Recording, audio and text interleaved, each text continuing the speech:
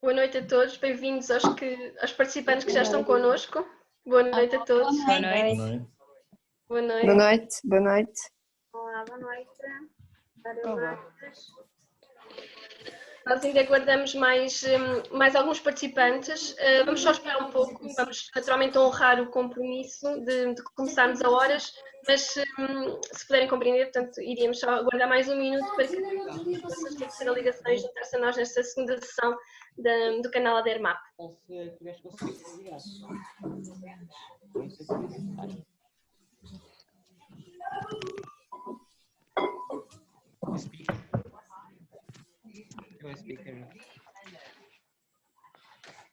Ouvir. Sim, sim. Sim. Ok, eu estou a falar com o senador. Uhum.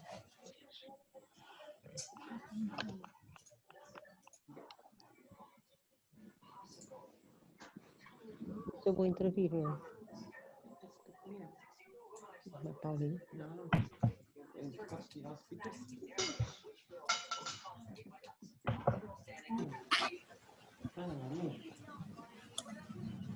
Olá.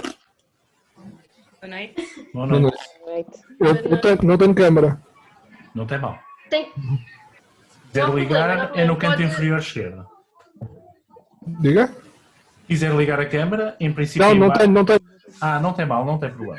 Eu não estou num portátil e, portanto, não tenho câmara. Não tem problema nenhum.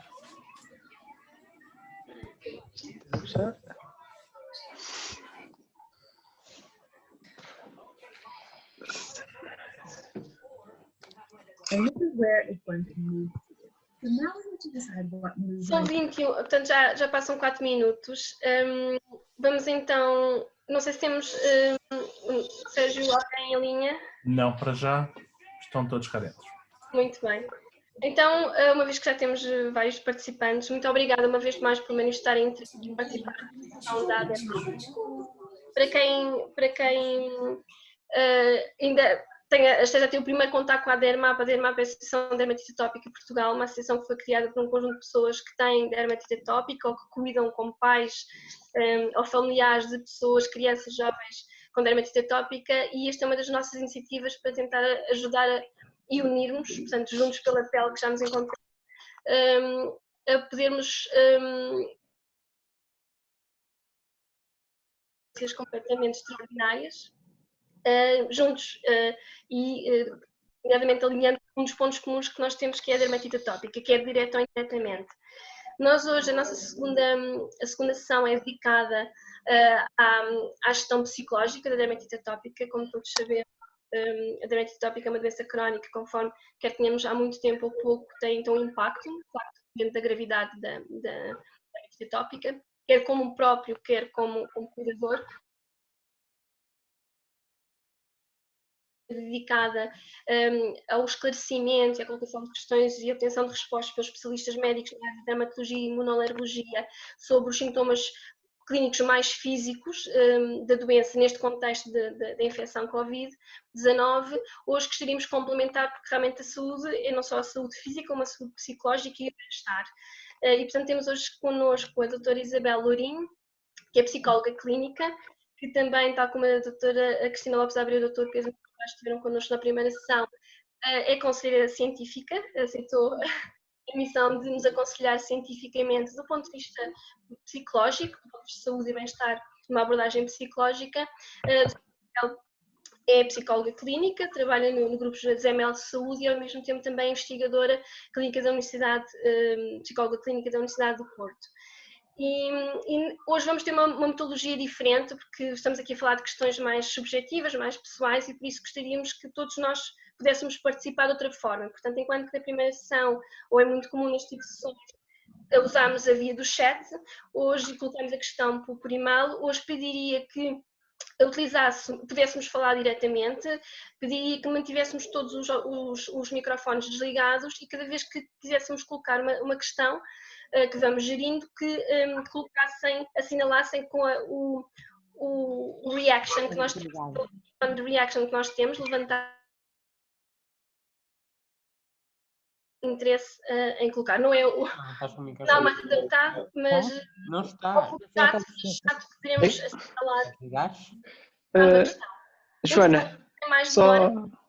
Sim, João. o, o Raizen não seria melhor Peço desculpa, o levantar a mão, aquela opção que está na aba dos participantes. Sim, se o João é um dos nossos membros também da associação. Eu confesso que depois de muita Zoom ainda não. É na aba dos participantes A aba dos participantes. e tem lá uma opção que se chama a levantar a mão, Já basicamente. vi, eu acho que o João já está a levantar a mão neste momento. Ótimo, excelente. Vamos então moderando. Nós vamos começando, obrigada João. Nós vamos começando com uma introdução da doutora Isabel Lourinho sobre o conteúdo que temos e os desafios que se colocam à gestão desta situação, nomeadamente do ponto de vista psicológico. Uma vez mais, muito obrigada. Só uma questão mais logística. Nós, a partir não teremos, como na primeira sessão, uma quebra súbita da sessão. Vamos fazer a gravação, como explicámos no e-mail de confirmação da participação. Gostaríamos que, esperando que todos achem esta sessão frutífera, que pudéssemos alcançar mais pessoas e, portanto, pedimos o vosso consentimento para poder disseminar, usar a gravação, sendo que os nomes nunca vão estar assinalados, portanto será a imagem apenas e, claro, as questões quando forem abordadas e quando houver interação, mas pediríamos qualquer questão, entretanto depois abordaremos a seu tempo. Doutora Isabel, muito obrigada uma vez mais, dou-lhe a palavra. Obrigada eu, Joana, obrigada à ADERMAP, que tive o privilégio de ver nascer no Porto, juntamente com a doutora Cristina Lopes Abreu, numa sessão de escola de dermatite atópica que nós fizemos, sessão da atopia, e que eu conheci algumas das pessoas que estão aqui e depois reencontrei noutras circunstâncias. Portanto, agradeço e fico satisfeita por ver que aquela iniciativa e aquele grupo que se formou no final tão rapidamente proliferou e chegou a esta associação que, apesar de tão jovem, é provavelmente das mais dinâmicas do nosso país. Portanto, parabéns a vocês também. Eu creio que o objetivo desta sessão seja que tenha um caráter eminentemente prático. Portanto, se você para colocar, e eu tentarei, na medida do possível, responder aquilo que for questionado por vocês. No entanto, para fazer um pequeno preâmbulo, o que é que eu posso dizer? Que, efetivamente, todos, e aqui todos sem exceção, estamos no mesmo barco, que é um barco muito atípico, uma vez que estamos a passar por uma situação que nunca tínhamos passado. De um momento para o outro, a nossa vida mudou radicalmente e sem ainda nenhuma perspectiva concreta de quando é que voltará à normalidade. E este respeito até se diz se quando voltarmos à vida normal, se ela será a mesma vida de antes, se a normalidade que nós viremos a conhecer agora será a mesma que nós conhecíamos antes. Portanto, isto mostra que estamos com a vida em pausa,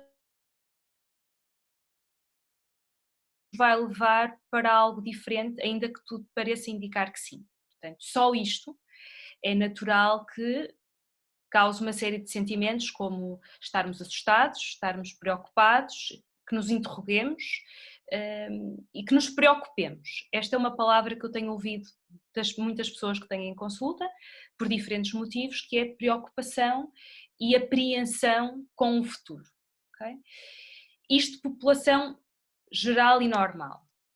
A verdade também é que eu tenho seguido algumas pessoas que têm patologia crónica, como as pessoas que têm dermatite atópica, para além das pessoas com dermatite atópica, e tenho sido confrontada, que eu estava a partilhar no início, antes das pessoas entrarem todas na sala, com o facto de me parecer que quem tem uma doença crónica, como é o vosso caso, parece ter mais resiliência ou mais capacidade para lidar com a adversidade do que pessoas que não tenham uma patologia deste género.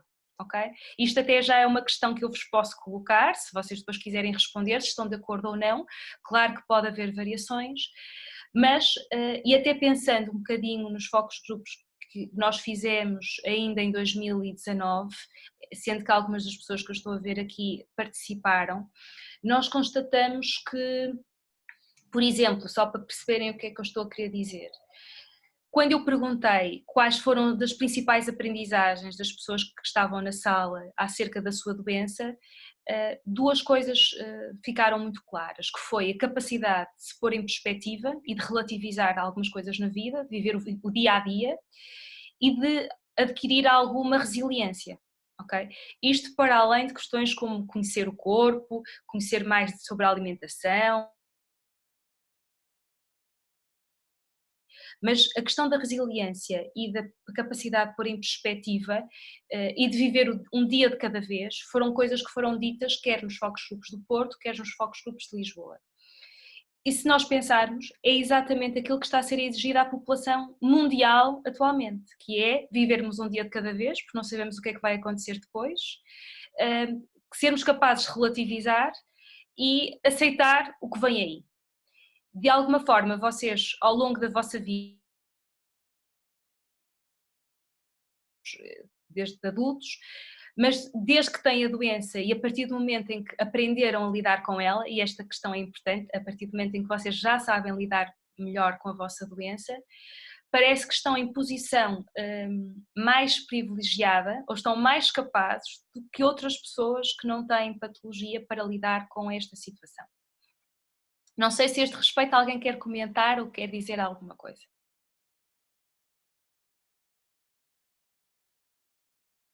Todos ao mesmo tempo é que não, pode ser confuso. Ninguém quer comentar. Depois, mais para a frente, podem dizer alguma coisa, mas eu achei que era importante partilhar isto. E isto não só como pessoas de dermatite atópica, mas de outras doenças crónicas que eu tenho o privilégio de acompanhar, no sentido em que nós aprendemos muito com quem tem este tipo de patologias. Outra questão aqui importante é... Uma das principais preocupações das pessoas com dermatite atópica no resultado dos nossos focus group foi a questão desta doença ser imprevisível. A imprevisibilidade da doença, de eu não saber quando é que vou estar melhor ou vou estar pior e que por mais em determinadas circunstâncias que eu faça aquilo que é suposto ser feito, desde cuidados, desde alimentação, desde roupa, desde até aparentemente andar menos ansioso,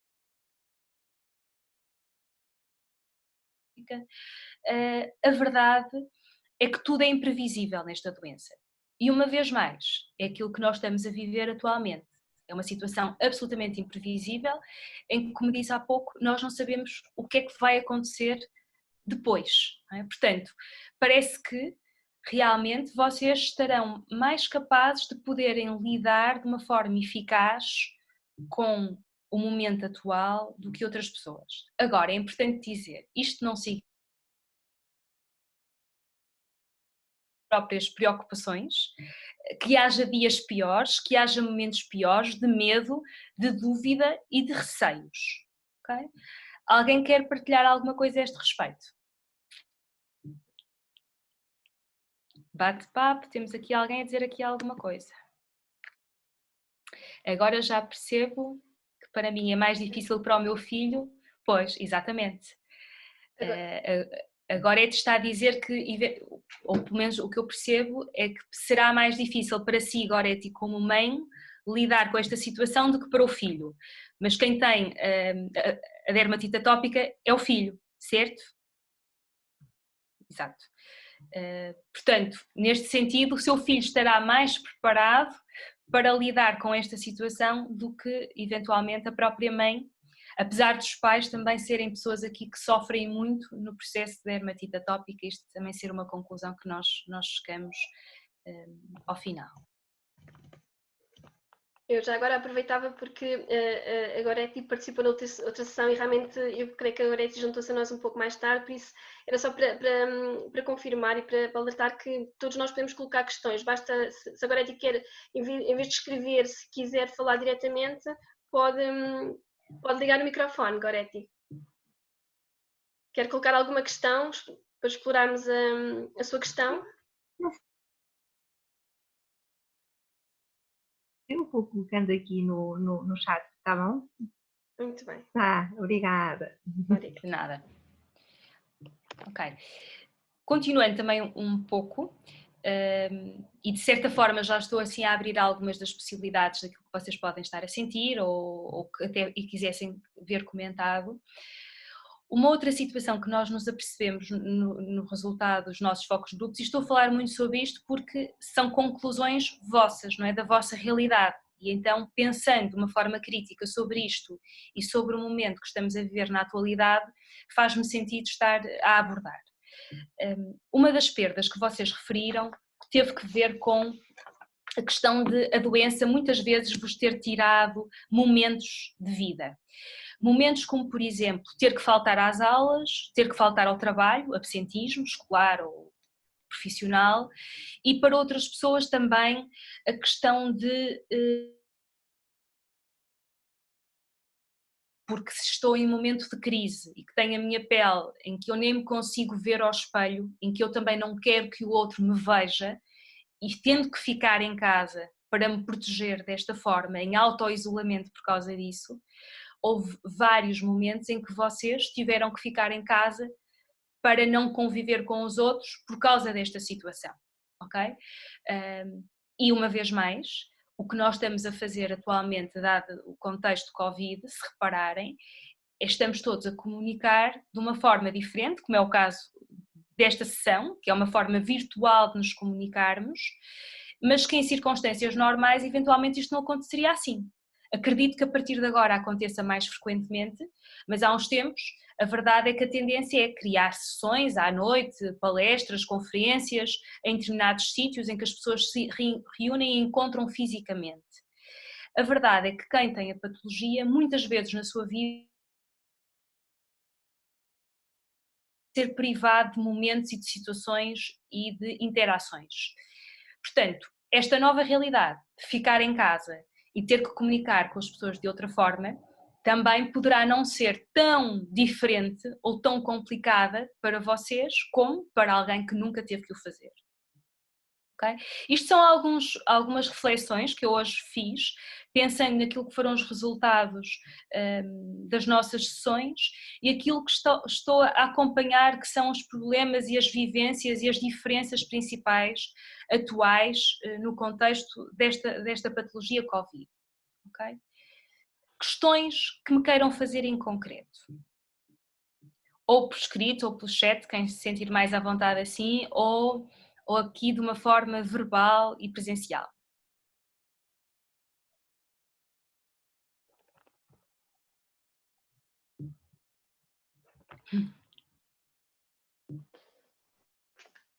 Eu acho que posso abrir as hostes. Acho que sim, João. Basicamente, a minha pergunta é: num dia de crise, estamos todos em casa, temos todos temos todos, não sei se temos todos, mas pelo menos eu tenho de trabalhar. E quando eu estou num período de crise, a única coisa que me apetece é agarrar-me à cara e coçar. Uhum. Mas a minha cabeça continua a dizer: vá, anda, tens de fazer alguma coisa.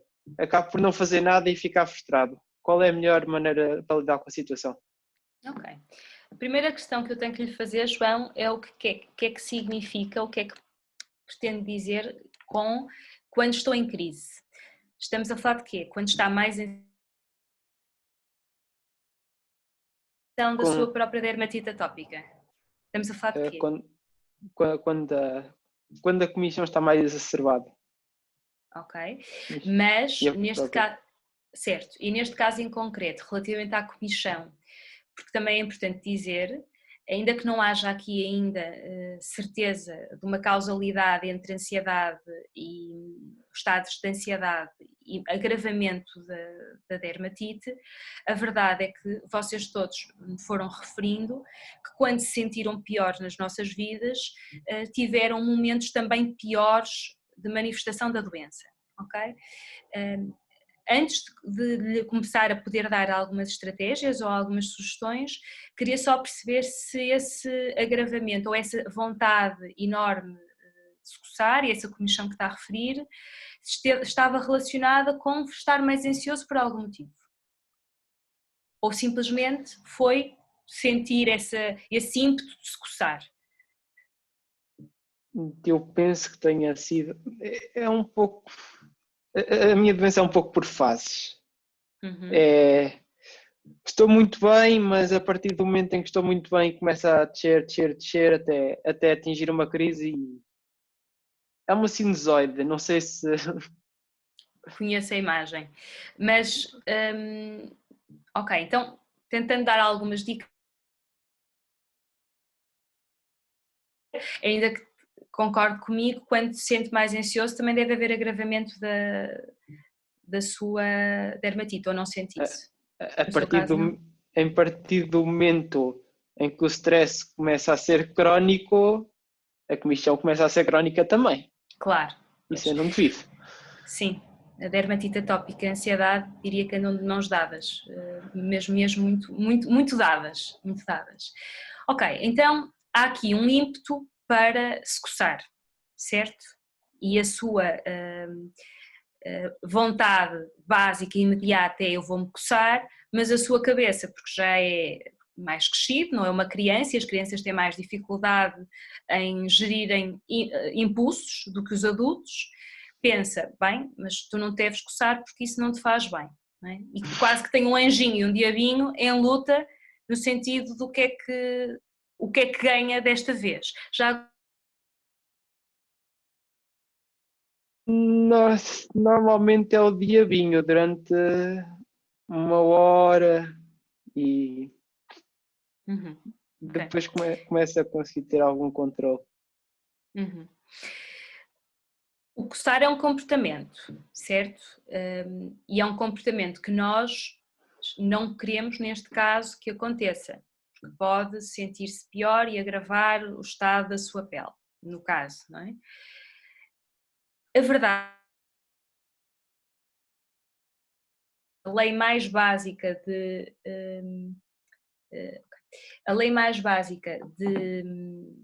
para lidar com esta situação é ter outro comportamento que contrarie esse comportamento. Ou seja, eu tenho um ímpeto muito grande para me coçar.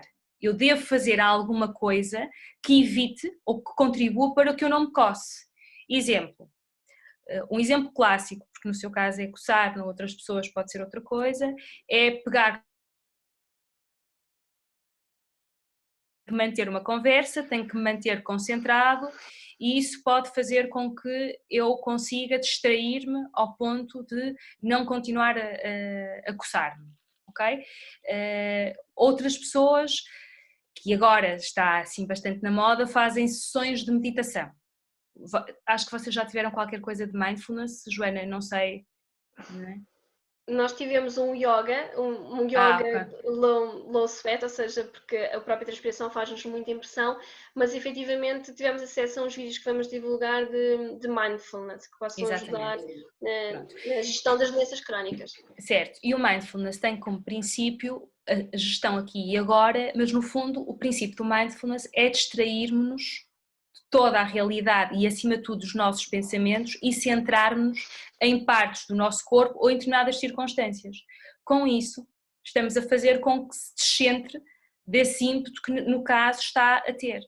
Ou seja, a lei básica de tentar não fazer alguma coisa é fazer outro comportamento que seja concorrente ao comportamento que nós queremos efetuar.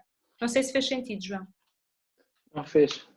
Sentido. Ou seja, é não focar-nos na comichão e focar-nos noutra coisa, noutro aspecto, sim. Há pessoas para quem pode ser uma conversa, peço desculpa interromper, pode ser ouvir uma música, pode ser ir cozinhar, porque tem que mexer com as mãos, falar com alguém, mexer, fazer arrumações. Neste caso, até quanto mais físico e que tiver que envolver as nossas mãos, melhor, porque de alguma forma as estamos a afastar de outro sítio, não é? Joana, não sei, estava a questão do tempo.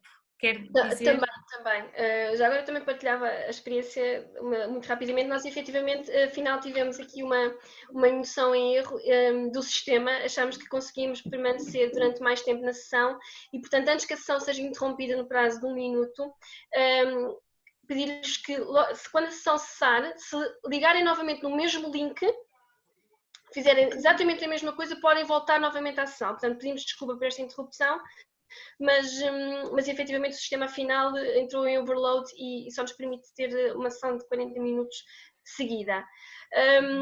O que da minha experiência, só também no início da manhã, quando me levanto, ou a questão de me levantar, porque acordo sempre com muita comichão, e à noite. E reparo que, ou pelo menos nestas circunstâncias agora do Covid, como estou em casa, tenho 2 filhos, esta semana tive que trabalhar, também estou com teletrabalho, tenho estado praticamente desde que me levanto com coisas para fazer, seja preparar as crianças para começarem as aulas virtuais, e reparo que como tenho estado mais sem conseguir parar, também durante o dia, quanto mais ocupada eu estou, mais de alguma forma consigo passar aquele período das primeiras horas do dia, que é antes da medicação começar a fazer efeito, e estar mais ocupada. Mas claro que quando estou naquelas fases de loop e que estou cheia de comichão, o diabinho fala mais alto e, portanto, às vezes, quando dou conta, já comecei só a tentar aliviar um bocadinho, ou só transformar um bocadinho de comichão em dor naquela zona e, entretanto, o coçar já acabou nessa situação de... Ok. Joana, obrigada pela sua partilha, ainda que realmente vá de encontro àquilo que é a questão da distração, não é? Quanto mais ocupados nós tivermos, a questão é desviar o foco da minha atenção, que naquele momento está sobre a minha cara ou sobre a minha pele, para outra situação que evite que eu comece a coçar-me, não é? Acho que sem dúvida que faz todo sentido. Eu estava aqui a pensar, temos aqui mais coisas no bate-papo. Sim, que a doutora Cristina está aqui a dizer, são úteis aqueles objetos que se usam, por exemplo, doentes com hiperatividade e déficit de atenção. São pessoas que têm problemas de manter a atenção e que estão sempre muito distraídos, e têm objetos que é para, lá está, poderem agarrar, tocar e se recentrarem numa situação e numa emoção. Tudo o que seja desviar-vos do comportamento de coçar é algo válido, desde que não seja algo que seja mais negativo ou que vos traga dor ou desconforto ou o que seja. Okay? Eu não sei, talvez faça algum sentido, eu não sei o que é que vocês dizem, porque eu também fiz um resumo de algumas estratégias, independentemente até de ter dermatite atópica ou não, tem a ver com aquilo que nós podemos ou talvez devamos tentar fazer nestes períodos e que nos podem ajudar a estarmos menos ansiosos, porque a ansiedade, como o João já disse, e parece-me que todos poderão corroborar, aumenta e agrava e exacerba a patologia. O que é que vos faz sentido? Posso partilhar ou preferem continuar nas questões e depois faço isto no final? Alguém tem alguma questão? Quer colocar alguma pergunta? Se calhar começávamos, portanto vamos, sempre que tiverem alguma pergunta, assinalem, digam e que naturalmente respondemos. Ok, então eu tentei fazer assim uma síntese de aspectos que me pareceram importantes e interessantes e pronto. Claro que em primeiro lugar é tentar não sair de casa para quem pode e para quem sai de casa, quando sai, que tenham os devidos cuidados que são fundamentais agora e que muito provavelmente vão fazer parte da nova realidade que vem aí, que são cuidados que têm muito a ver com a higiene, de lavar as mãos e de outros cuidados, mas se possível não sair de casa e saindo fazer aquilo que devem fazer para evitar o máximo de contacto, ok? Isto à partida é o primeiro. O segundo tem a ver com a questão da informação. Todos nós, naturalmente, temos que estar informados do que é que está a acontecer, mas há algumas estratégias importantes. Primeiro, só recorrer a fontes fidedignas, porque há fontes muito sensacionalistas e que nem sempre, algumas até são falsas, algumas notícias. Portanto, recorrer sempre a fontes que sejam fidedignas e, de preferência, tentarmos deixar de seguir publicações, porque todos estamos agora em redes sociais, Instagram, Facebook, LinkedIn, Se há notícias que nos deixam ansiosos, não faz sentido estarmos sempre a ver essas notícias e seguir essas notícias. Portanto, evitar tudo aquilo que nos deixa ansioso. Ainda que seja importante nós estarmos atualizados, além de serem fontes que sejam fidedignas, também seria importante determinar uma hora no dia para ver as notícias. Ou seja, eu não preciso ver às 8 da manhã, ao meio-dia, às 3, às 6, às 9 e assim consecutivamente, porque é possível, dada a quantidade de informação que está a ser atualmente divulgada. O ideal seria mesmo escolher uma vez no dia, que pode ser de manhã, à tarde ou à noite, sempre fazer rotina da própria informação, escolher sempre o mesmo horário, sempre a mesma fonte e chega, ok? Porque estamos sempre a ser bombardeados por informação, principalmente se forem várias horas, a vários momentos e se nem sempre forem as mais corretas, isto pode aumentar e exacerbar a nossa ansiedade, ok? Isto são aspectos fundamentais. Um outro aspecto importante é não descurar a saúde global. Nós estamos a ver uma série de notícias de pessoas que, por causa do receio de terem Covid, estão a negligenciar outras áreas da sua vida e que podem ter patologias tão graves ou piores por causa disso. Portanto, se vocês tiverem algum sintoma, alguma coisa que não seja o Covid, mas que possa ser preocupante, seria importante e recomendável que falassem pelo menos com o médico de família ou com algum especialista que vos já acompanhe. Okay? Porque esta questão dos outros aspectos da saúde está a ser muito descurada e começa a aparecer também agora a notícia de que as pessoas não estão a pedir ajuda devendo. Isto são os cuidados básicos essenciais. Depois, é fundamental haver rotinas. Independentemente de ter filhos ou não ter filhos, de trabalhar ou de estudar, sendo adulto ou sendo criança, a rotina é muito importante na estruturação da personalidade e da ansiedade. Idealmente, deveríamos ter sempre a mesma hora para deitar, a mesma hora para acordar, a mesma hora em que nós trabalhamos ou estudamos e depois determinar momentos que são momentos de lazer. E que não é por estarmos em casa que tanto podemos fazer o lazer de manhã, à tarde, à noite, não é conveniente, devemos estipular que o lazer aconteça sempre na mesma horário. Isto sejamos nós crianças ou sejamos adultos, porque esta rotina dá-nos alguma estabilidade e alguma segurança no meio desta situação caótica que é imprevisível. Depois, aspectos de autocuidado importantes. Nos momentos em que vocês não têm que estar a trabalhar ou a tomar conta de crianças ou estudar com os filhos ou fazerem alguma tarefa doméstica, será importante tentarem fazer coisas que vocês gostem e que vocês consigam. Eu sei que nem toda a gente poderá conseguir, porque eu já tive a oportunidade de ver que há pessoas que estão neste momento até com menos tempo do que tinham antes em casa. Para quem este não é o caso, tentar aproveitar o maior tempo disponível para ler, para ver séries, para estudar. Há uma série de faculdades prestigiadas que disponibilizaram cursos online gratuitos para as pessoas. Portanto, é uma forma de se manterem ocupados e estão, no fundo, a fazer algo de útil para vocês, que pode ser significativo. Okay? Importante também falar com pessoas significativas. Isto significa não só falar, mas quando eu digo pessoas significativas, são pessoas que nos são especiais, pessoas que nos são importantes e pessoas com as quais nos sentimos bem a falar sobre os nossos sentimentos. Porque é importante falar, mas é importantíssimo falar sobre aquilo que nós sentimos e estamos a passar na altura, ok? Por vezes isto pode ser mais ou melhor conseguido com uma amiga, com um amigo, até com o nosso terapeuta, porque há pessoas que estão a manter as suas consultas online para quem já era acompanhado, porque têm a necessidade de falar sobre os sentimentos. Isto é muito importante, poder-se falar sobre eu estou preocupado, eu estou-me a sentir ansioso, eu estou-me a sentir triste. A verbalização das emoções negativas é um primeiro passo para ajudar a resolvê-las. Okay?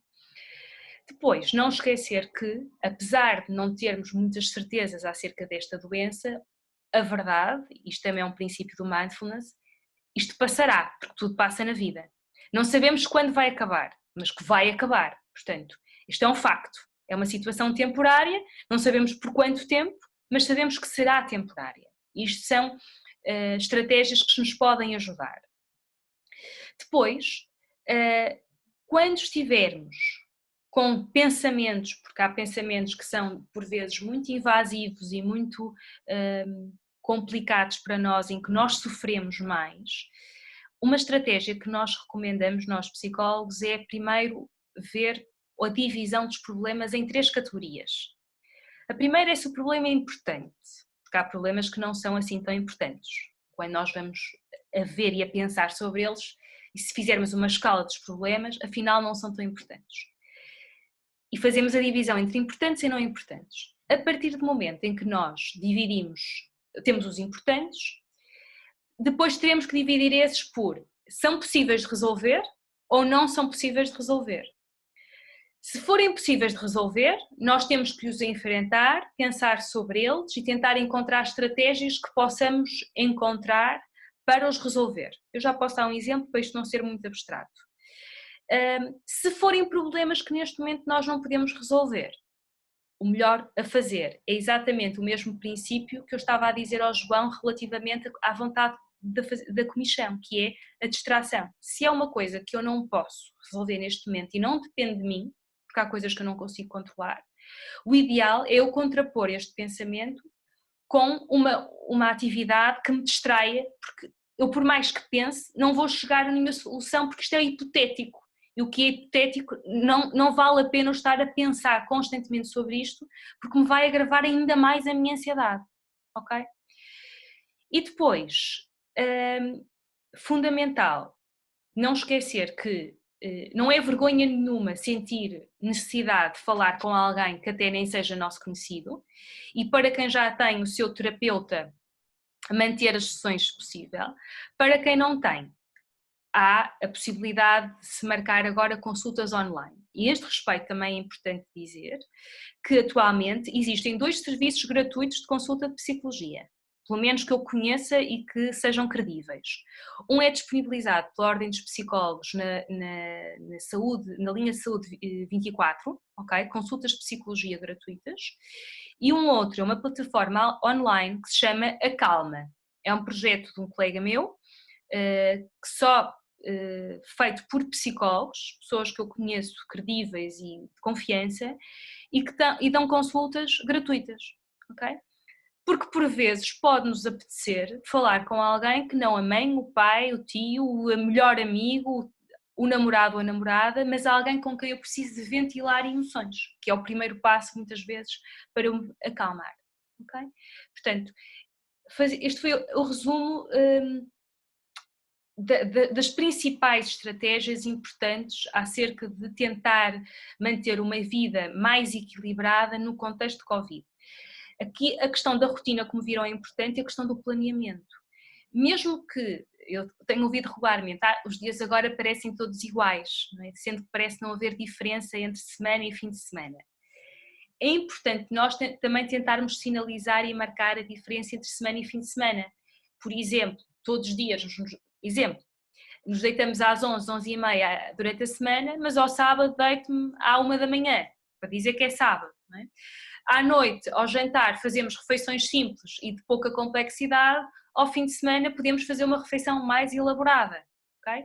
E de preferência, quando possível, porque há pessoas que estão com uma carga de trabalho que o fim de semana realmente é mesmo igual, mas para quem mesmo esteja em teletrabalho, ao fim de semana seja fim de semana, tentar que o fim de semana seja de lazer e a semana de mais trabalho, e fazer esta marcação e esta divisão de uma coisa e de outra. E o planeamento da semana é importante, de preferência deve ser feito ao domingo, preparar a semana, o que é que vou fazer esta semana, dividir por tarefas mais cognitivas, mais domésticas ou mais físicas, porque há muita gente agora a fazer aulas online de exercício físico, no vosso caso já percebi que com o mínimo de transpiração possível, não é? Mas é importante fazer. Ok, estou a ver aqui. God grant me the serenity to accept. Exatamente, é mesmo isso. Esta frase poética que é aceitar as coisas que eu não posso mudar e ter a coragem para mudar as coisas que eu posso mudar e ter a sabedoria para conseguir encontrar a diferença. E já agora, porque pode acontecer, haver momentos em que nós não conseguimos ter a sabedoria necessária para fazer esta diferenciação ou para conseguirmos chegar às respostas, qualquer psicólogo poderá ajudar-vos neste processo. Aliás, há uma estratégia em psicologia, que é uma ferramenta que nós usamos, que se chama Estratégias de Resolução de Problemas, que são um conjunto de passos sequenciais que nós seguimos para conseguir ajudar as pessoas a distinguir o que é um problema importante do não importante, aquilo que eu disse, e depois, quando identificamos os importantes e que podem ser resolúveis, ajudar as pessoas realmente a encontrarem estratégias de resolução. Ok? Estas são as principais ideias que eu queria dizer e com receio depois o tempo não desse, no final eu gosto de começar, não ficar por dizer estas questões importantes e principalmente esta ideia de pedir ajuda, sendo que existe agora, é fundamental. Ok? Mais questões? Eu ia só dizer uma coisa, não sou profissional, não sou psicólogo, mas no seguimento de tudo que a doutora Isabel estava a dizer, um exercício que de vez em quando também tento fazer, porque isto é muito fácil às vezes de falar e o fazer é outra história. Mas além disso, além de ver se o problema é grave ou se não é grave, é tentar perceber que se tudo for por água abaixo, se tudo correr mal, quais são as consequências e se eu consigo suportar essas consequências. O pior cenário possível. O pior cenário. Isso dá-me algum conforto saber que o pior cenário possível, afinal de contas, eu consigo suportar, aguento, portanto, já não é assim tão mau. É um exercício que eu faço. Não sei se faz sentido para os outros ou não. Não. Eu peço desculpa, do ponto de vista até de consulta, nós fazemos muito isso, que é muitas vezes quando nós temos um problema, nós evitamos pensar sobre ele porque temos medo de se começarmos a pensar, aquilo vá agravando e tipo bola de neve se vá aumentando. Não é? E acontece muitas vezes aquilo que nós chamamos em psicologia que é o pensamento toque e foge. Os pensamentos vêm, mas como eu tenho medo de levá-lo até ao fim, sob o receio do que pode acontecer, ele foge e volta e foge e volta. Como nós nunca o levamos até ao fim, com o tempo ele vai sempre parecer pior e consome muito mais.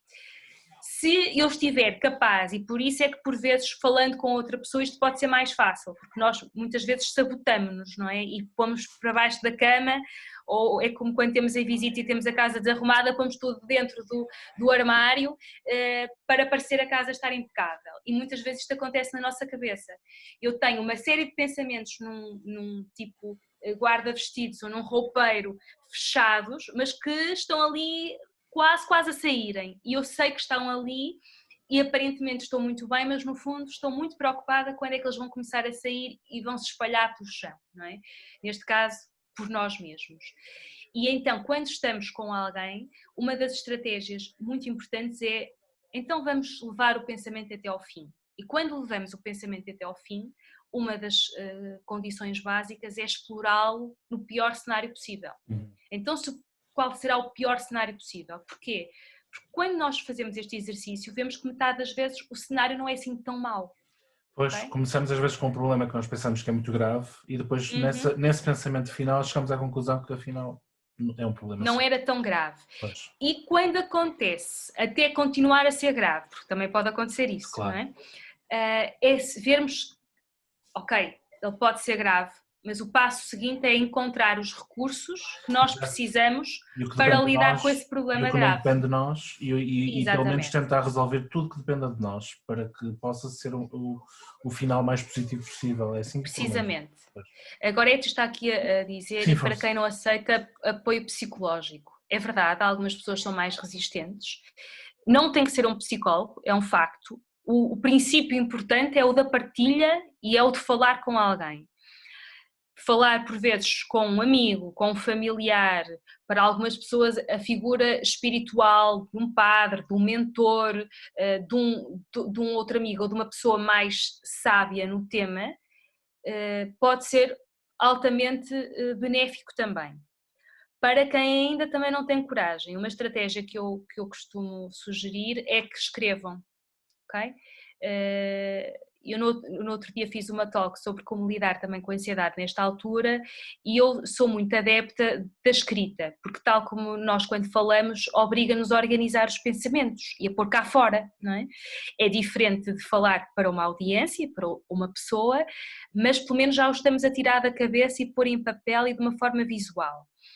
E há duas coisas que eu acho que podem ser úteis. Por um lado é ter um livrinho, e já agora eu uso isto para perceberem, que é o livro dos problemas, onde eu coloco problemas que eu identifico na minha vida e que estou a viver como problemas. Tão importante como ter este livro de problemas é termos aquele livro que eu chamo o livro da gratidão, que é todos os dias à noite, no meu caso é à noite, há quem faça de manhã, escrever aquilo pelo qual eu estou grata. Okay?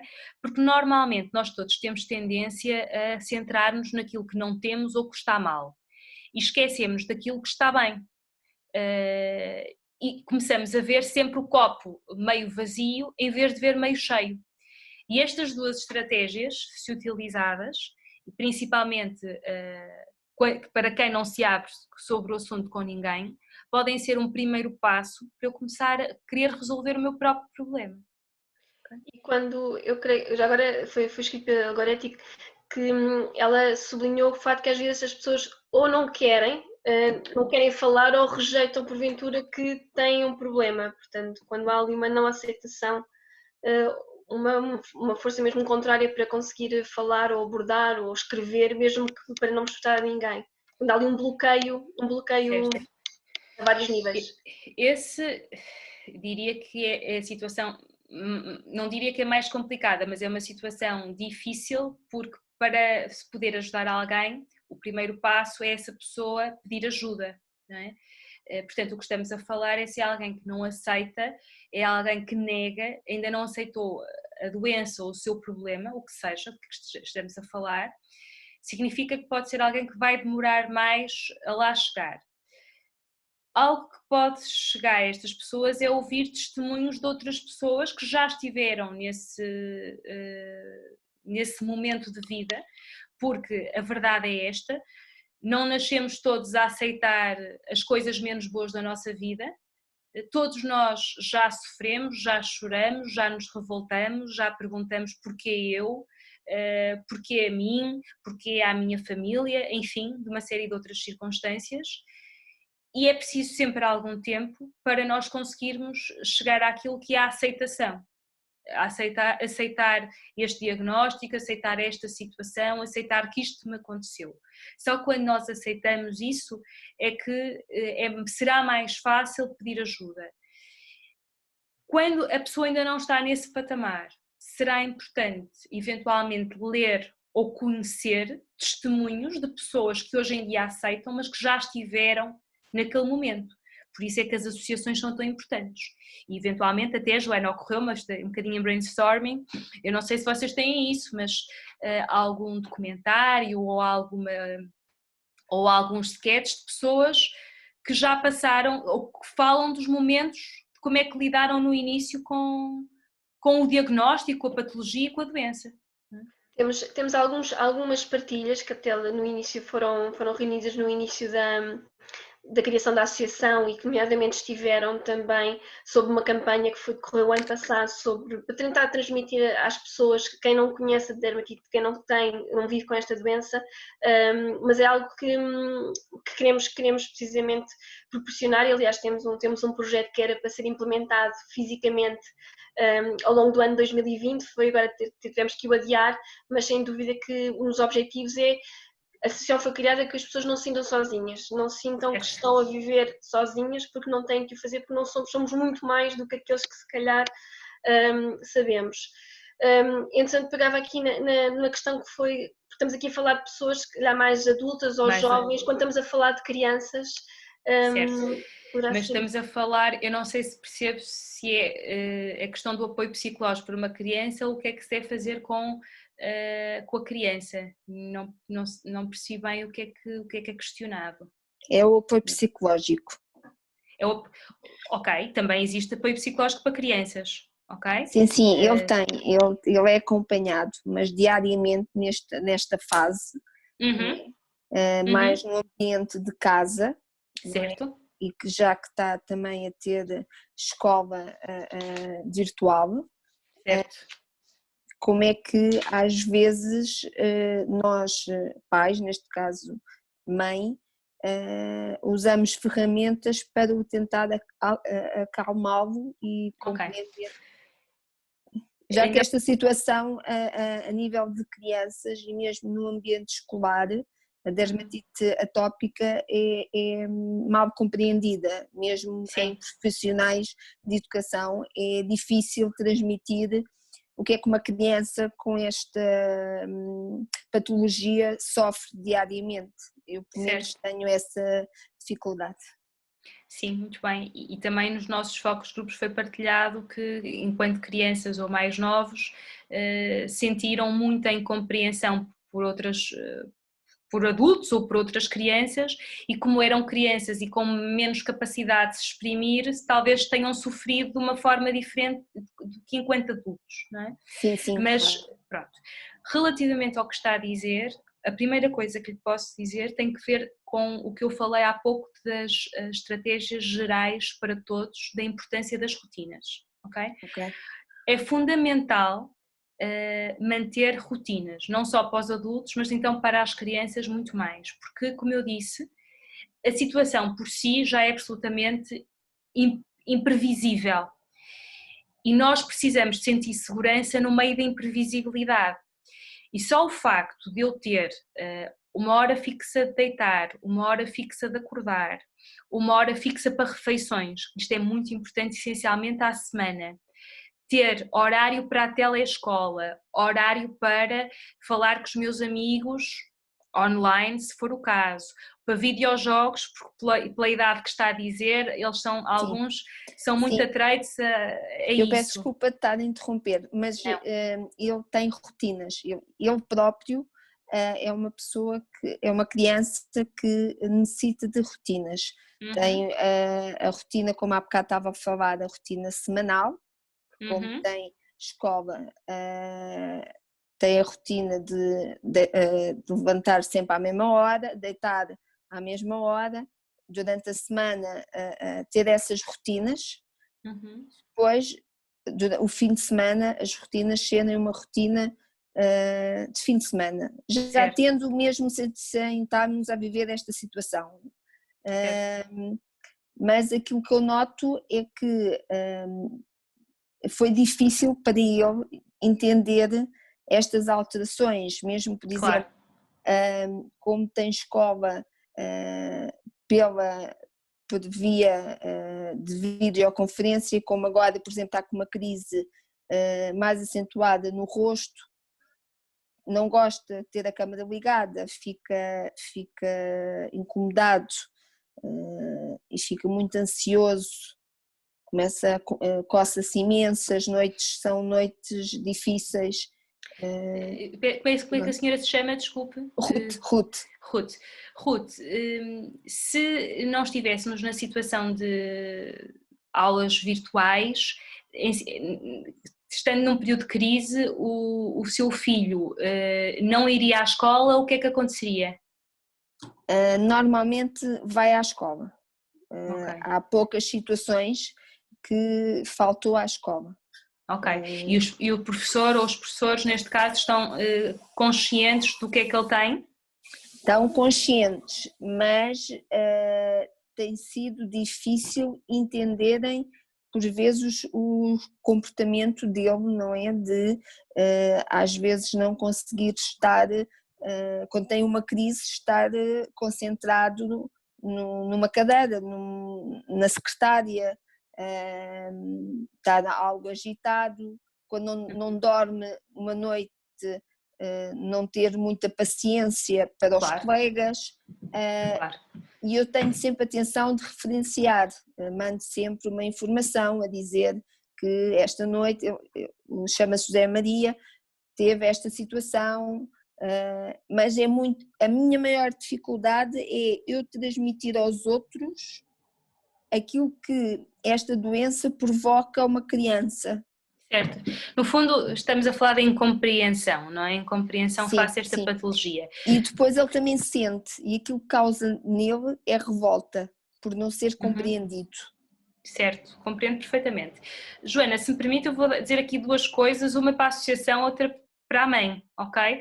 Porque, como eu disse, eu tenho tido alguma experiência e o privilégio, porque para mim é um privilégio poder trabalhar com algumas associações, porque eu aprendo muito convosco e cada vez mais acho que vocês me ensinam mais a mim do que eu posso eventualmente ensinar a vocês.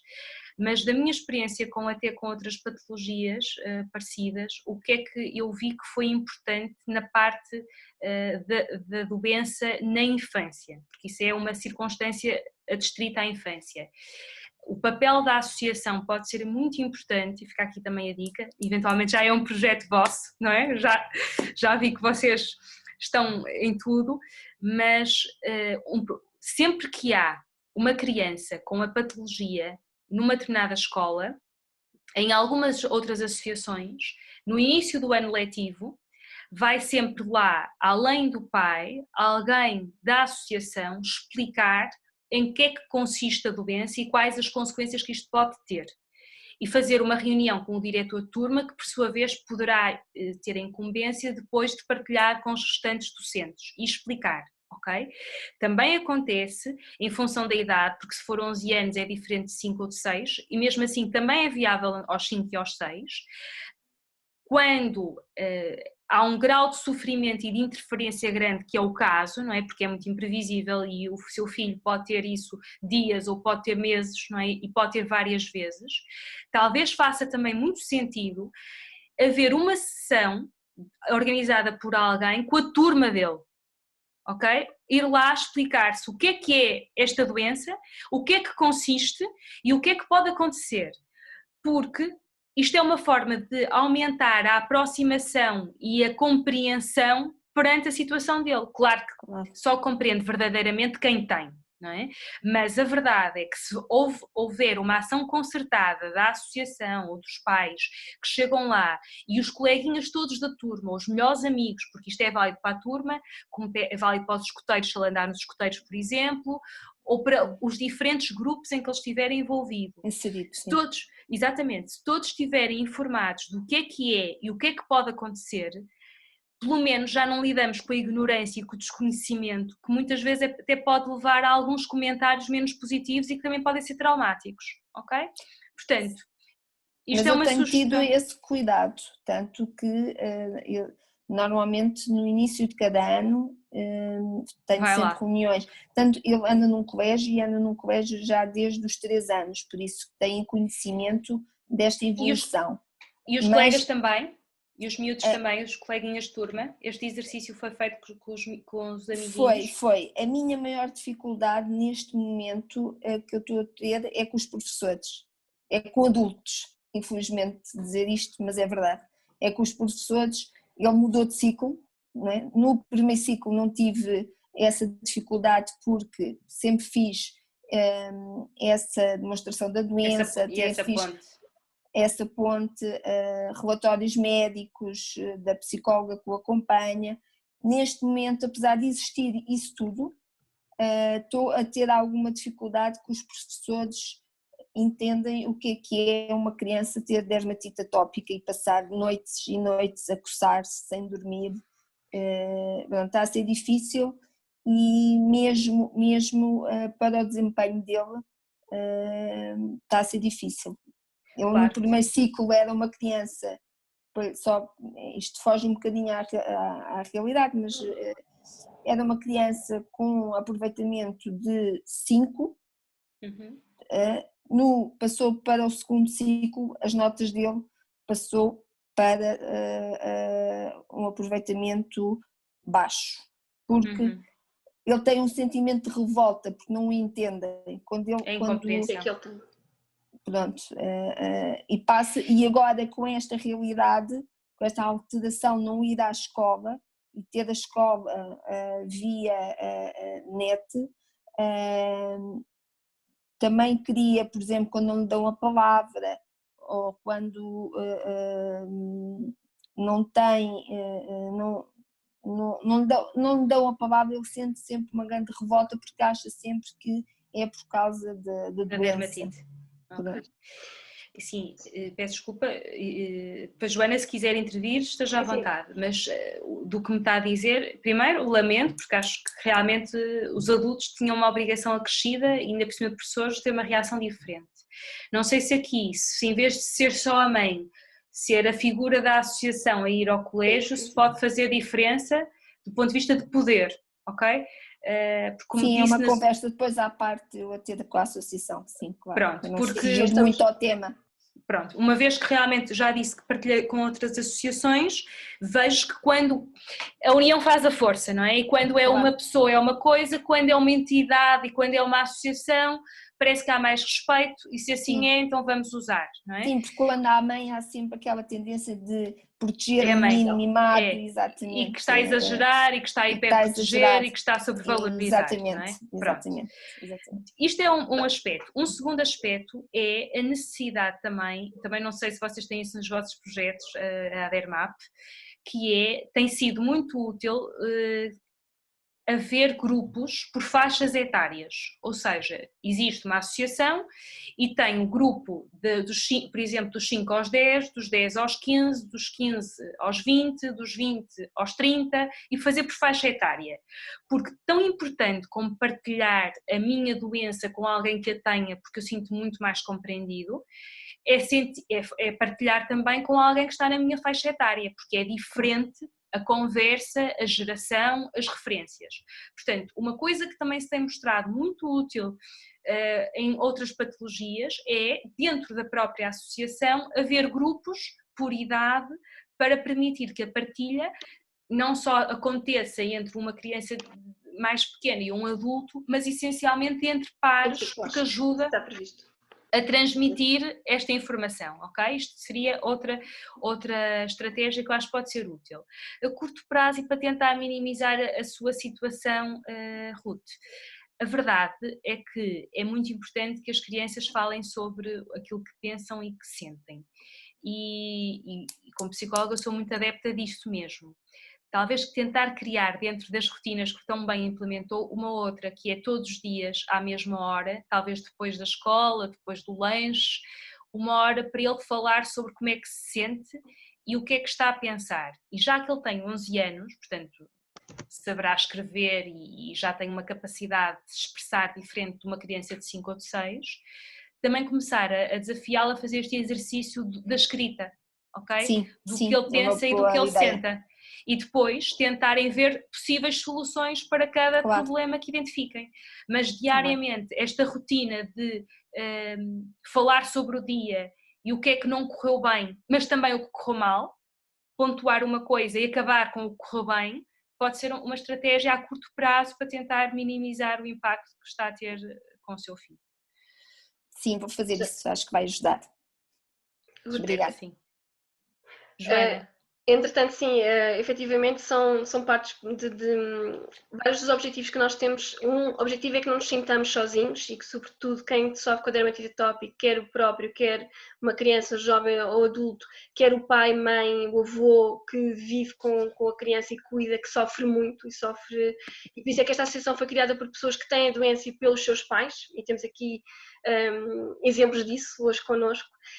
Um dos objetivos foi realmente também aumentar a sensibilização sobre a doença, porque ela é muito ainda subvalorizada, desconhecida, ainda hoje se acha que a dermatite atópica, ou ainda se acha muito, embora queremos acreditar que a sensibilização já é diferente, porque felizmente não só pela associação, mas por outras organizações a atenção é cada vez maior sobre a dermatite atópica, cada vez mais espero e cada vez mais se vai ouvir sobre a dermatite atópica, mas é realmente sensibilizar nomeadamente a todos os níveis, sensibilizar a nível dos próprios médicos, especialistas ou não, medicina geral, familiar, a todos os níveis, sensibilizar também os professores. Nós temos como um dos projetos para implementar que eu falava, referi há pouco e nós não temos muito tempo, eu não sei se gostariam, já agora aproveitava se gostariam de continuar por mais um pouco.